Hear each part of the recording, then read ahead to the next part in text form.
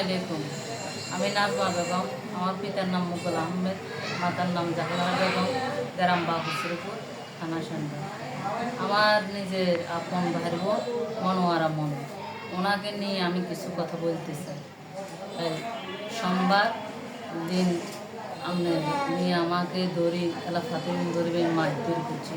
ঘটনা কিছুই না, আমি কিস্তি দিতে যাবো, আমার মোবাইল হাতে, আমার মেয়ে পড়ে আসছিল, আমার কাছে 35,000 টাকা ছিল, ওই টাকা ওই মোবাইলে উনি অনেক হারাহারি করছে। আমি দিতে চাইনি, আমার জামা টামা ফাড়িয়ে নিয়েছে, অন্য গায়ে তুম নিয়ে গেছে। তারপরে আমি ছোট্ট একটা লাঠি হাতে নিয়েছি, ওই সঙ্গে একটা ভিডিও করছি। লাস্ট টাইমে আমার দড়ি আমার মেয়েরে ফালাই দিচ্ছে, আমার মুখ বাঁধিয়ে ওদের বাড়ির 60 জন মেয়ে নিয়ে গেছে। ওনাদের বাড়ির 60 জনে নিয়ে আমাকে অনেক মারধর করছে। আমি হাসপাতালে ভর্তি ছিলাম, তারপরে আমি একটা মামলা করছিলাম। উনি পরের দিন যে আবার আমার 22 সহকার যায় কদিন মরণ হতে দিস কেন মামলা করছে। আমাদেরকে ওই দিনকে মারধর করতে চাইছিল, আমরা ঘরের দরজা খুলিল, আমাদেরকে অনেক হামলা করছিল, ঘরের দরজা ভাঙছে, আমরা জানালা ভাঙছে, টুন সব ভাঙি ফেলাইছে, অনেক মারধর করছে। আমার মেয়েটারে কোলে থেকে ফালাই দিচ্ছে। কোন মেয়েটারে ফালা দিছে? কোনটারে? ছোট্ট মেয়েটাকে আমার কোলের থেকে ফালাই দিচ্ছে। অনেক মারধর, অনেক কিছু করছে। পূর্বে তো অনেক কিছু করা হয়েছে। তো আমি সেই রাজনীতি প্রভাবশালী লোক, এই কারণে সে রাজনীতি দেখায় আমাদেরকে অনেক অত্যাচার করছে। আমার মাকে অনেক মারধর করছে, তার কারণে আমার মা পর্যন্ত মারা গেছে।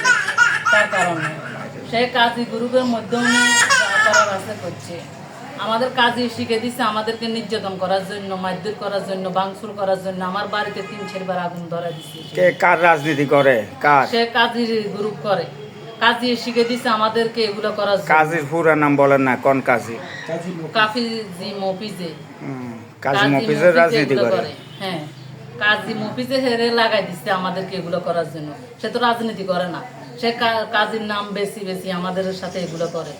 সে বলে যে তোরা কি করবি। সে আমাদেরকে অনেকবার মামলা দিচ্ছে, অনেক হয়রানি করছে। আপনারা মামলা করছেন? হ্যাঁ, আমরা একটা মামলা করছি। অনেক অত্যাচার ভোগান্তি ভোগার পরে দিই এখন মামলা করতে বাধ্য হয়েছে গার মাধ্যমে। পুলিশ তদন্ত করছিল কি জায়গায়? হ্যাঁ, পুলিশের অনেক গাড়ি মন্দ করছে, এবং কি যারা সাংবাদিক যাব তাদেরকেও সেই অনেক কিছু করবো বলছে। সাংবাদিকদেরকে অনেক গালিগালাজ। এখন আপনি কি চাচ্ছেন? আমি চাই যে এটার একটা সুস্থ বিচার চাই, পুলিশ প্রশাসনের কাছে শান্তির একটা পরিবেশ চাই। আমারকে জানের কোনো নিরাপত্তা নাই, আমাদেরকে জানে তা নইলে আমাদের বাড়িঘর সব কিছু নিয়ে যাক, আমাদেরকে জানের নিরাপত্তা থেকে আমরা এখান থেকে সরে যাবো। সুস্থ বিচার চাই, মিনতি করে বলতেছি শ্যামবাগ পুলিশ প্রশাসন সবার কাছে, এলাকার লোকজনের কাছে, যে সবার কাছে এটা সুস্থ বিচার চাই।